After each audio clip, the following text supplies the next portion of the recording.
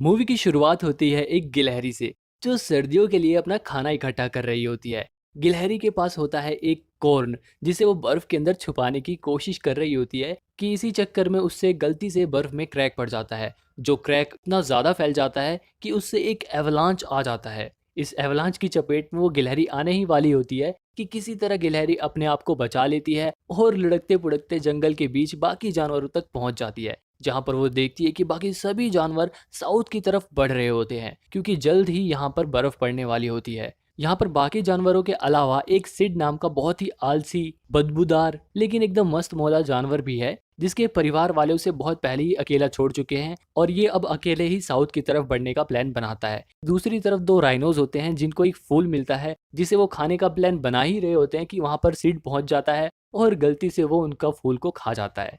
इस बात पर राइनोज भड़क जाते हैं और दोनों राइनोज सिड पर अटैक कर देते हैं। सिड अपनी जान बचाने के चक्कर में भागता है और सिड टकराता है एक हाथी से। इस हाथी का नाम है मैनी। सिड किसी तरह मैनी को कन्विंस करता है कि वो उसकी जान बचा ले। बहुत रिक्वेस्ट करने के बाद मैनी मान जाता है और वो उन दोनों राइनोज से फाइट करता है और सिड को बचा लेता है। लेकिन सिड की हरकतों की वजह से वो दोनों नीचे गिर जाते हैं। अब जैसा कि सिड काफी अकेला था तो उसने सोचा कि क्यों ना मैं मैनी के साथ ही अपना सफर शुरू करूं, क्योंकि मैनी उसको दूसरे जानवरों से बचा भी सकता था और उसको एक कंपनी भी मिल जाती। तो सिड मैनी को काफी मनाता है कि क्या वो उसके साथ चल सकता है, लेकिन मैनी उसको मना कर देता है क्योंकि मैनी अकेला रहना पसंद करता है।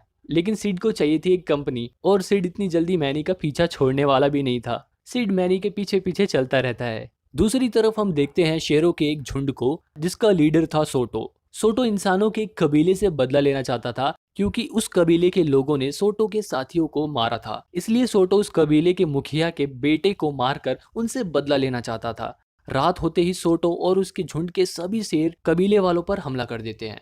हमले के दौरान डियागो नाम का एक शेर कबीले के मुखिया के बच्चे को पकड़ने ही वाला होता है कि इस बच्चे की मां आकर उसे बचा ले जाती है। वो औरत अपने बच्चे को लेकर भागती है और एक झरने तक पहुंच जाती है जहां पर डियागो भी पहुंच जाता है। अब वो औरत अपने बच्चे को शेर से बचाने के लिए उस झरने में छलांग लगा देती है और यहाँ पर डियागो कुछ नहीं कर पाता है। इसके बाद सोटो झुंड के बाकी शेरों के साथ डियागो के पास पहुंचता है और पूछता है उस बच्चे का क्या हुआ। तो डियागो सोटो को बताता है कि वो औरत उस बच्चे को लेकर झरने में कूद गई। यहाँ पर सोटो डियागो से काफी नाराज हो जाता है और सोटो डियागो को बोलता है कि अब तुम या तो बच्चे को लेकर आओ या तो मैं तुम्हें बच्चों की जगह मार दूंगा। सोटो डियागो से बच्चे को लेकर ऊंची पहाड़ी पर मिलने को कहता है। दूसरी तरफ मैनी और सिड चलते चलते उसी झरने के पास पहुंच जाते हैं जहां पर वो औरत कूदी होती है। यहाँ झरने के किनारे वो औरत एक पत्थर के पास अपने बच्चे को लेकर बेहोश हालत में पड़ी रहती है, जिसे मैनी और सिड देखकर काफी चौंक जाते हैं। वो औरत किसी तरह अपने बच्चे को उन दोनों के पास करती है और जितनी देर में मैनी और सिड उस बच्चे को देखते और कुछ समझते, इतनी देर में वो औरत वहां से गायब हो चुकी थी। सिड उस बच्चे को उठाकर अपनी गोद में ले लेता है और बोलता है कि हम इस बच्चे को उसके परिवार वालों से मिलवाएंगे, लेकिन मैनी उसकी बात नहीं मानता है। इसके बाद सिड फैसला करता है कि वो अकेले ही इस बच्चे को उसके परिवार वालों से मिलवाएगा। मैनी और सिड ये बात जानते थे कि इस बच्चे के परिवार वाले पहाड़ी के ऊपर ही होंगे, तो सिड पहाड़ी पर चढ़ने की कोशिश करता है ताकि वो उस बच्चे को उसके परिवार वालों से मिला सके। लेकिन बहुत कोशिश करने के बाद भी वो उस पहाड़ी पर चढ़ नहीं पाता है और उस बच्चे को नीचे गिरा ही रहा होता है कि तुरंत डियागो आकर उस बच्चे पर झपटा मारता है और उस बच्चे को अपनी गिरफ्त में ले लेता है। लेकिन तुरंत मैनी आता है और उस शेर से बच्चे को वापस छुड़ाकर अपने पास रख लेता है। अब यहाँ पर मैनी और सिड दोनों फैसला करते हैं कि वो दोनों सबसे पहले उस बच्चे को उसके परिवार वालों से मिलवाएंगे। वो दोनों ऊपर किसी तरह पहाड़ी पर पहुंचते हैं और वहां पर पहुंचकर वो लोग देखते हैं कि वो कबीले वाले वहां से जा चुके होते हैं। तभी वहां पर डियागो भी पहुंच जाता है और वो मैनी से बोलता है कि मुझे पता है कि वो लोग कहाँ गए होंगे और अगर तुम लोग चाहो तो मैं तुम्हें इंसानों तक पहुंचने का रास्ता भी बता सकता हूँ। इसके बाद मैनी, सीड और डियागो तीनों उस बच्चे को लेकर उसके परिवार वालों को ढूंढने के लिए निकल जाते हैं। रास्ते में उन्हें बहुत सारी परेशानियां झेलनी पड़ती हैं, बहुत सारी मुसीबतें आती हैं, बहुत सारे हंसी मजाक भी होता है, लेकिन वो लोग हार नहीं मानते हैं और आगे बढ़ते रहते हैं। इसी दौरान कहीं ना कहीं मैनी भी उस बच्चे को पसंद करने लगा था। अब मैनी भी उस बच्चे के साथ इंजॉय करता था, उसके साथ खेलता था। मैनी और सिड डियागो के बताए गए रास्ते पर चलते हैं, लेकिन डियागो के मन में तो कुछ और ही चल रहा था। वो रास्ते में पड़ने वाले किसी भी सबूत जिनसे उन्हें उस पर शक हो उसको मिटा देता। डियागो उन दोनों को लेकर एक पहाड़ी के पास पहुंचता है जहां पर एकदम से बर्फ टूटकर गिरने लगती है कि तुरंत वो तीनों भागकर एक गुफा में घुस जाते हैं। उस गुफा में अजीब अजीब से जानवर बर्फ के अंदर जमे हुए थे।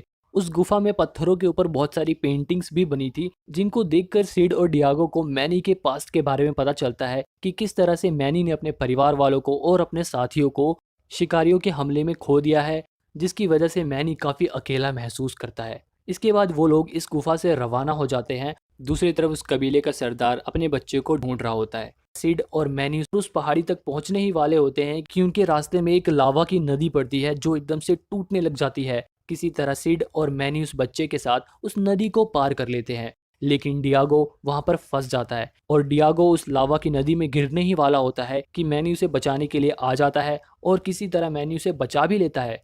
लेकिन मैनी इस चक्कर में लावा की उस नदी में खुद गिर जाता है। जैसे ही मैनी उस लावा की नदी में गिरता है, मैनी वापस प्रेशर से एकदम से ऊपर आके गिर जाता है। मैनी को गिरा देखकर सिड और डियागो को ऐसा लगता है कि शायद मैनी अब नहीं रहा। सिड मैनी के पास जाकर मैनी मैनी चिल्लाने लग जाता है। जब ही एकदम से मैनी की आंख खुलती है और सिड एकदम खुश हो जाता है। इसके बाद वो लोग वहां से चल देते हैं और चलते चलते रात हो जाती है। रात को वो लोग एक जगह रुक कर आराम करते हैं और वहां पर वो लोग देखते हैं कि वो बच्चा पहली बार चलना सीख जाता है और वो चलते चलते सबसे पहले डियागो के पास जाता है क्योंकि वो बच्चा डियागो को बहुत पसंद करता था। इस प्यार को देखकर डियागो का मन अपने मिशन को लेकर बदलने लगा था। इसके अलावा डियागो के मन में मैनी के प्रति बहुत ही रिस्पेक्ट आ चुकी थी क्योंकि मैनी ने अपनी जान पर खेलकर डियागो की जान बचाई थी। इसके बाद डियागो तय करता है कि अब वो और झूठ नहीं बोलेगा और सब कुछ एकदम सच सच उन दोनों को बता देगा। जैसे ही डियागो उन दोनों को सच बताता है तो मैनी इस बात पर डियागो से काफी नाराज हो जाता है कि वो हमें इतनी देर से बेवकूफ बना रहा था, लेकिन डियागो उन्हें भरोसा दिलाता है कि वो उन्हें शेरों के झुंड से बचाएगा।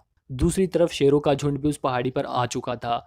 इसके बाद डियागो झुंड के पास जाकर उन्हें गुमराह करने के लिए उनसे कहता है कि वो देखो, सिड बच्चे को लेकर भाग रहा है। सिड के हाथ में बच्चे को देखकर पूरा झुंड सिड का पीछा करने लग जाता है।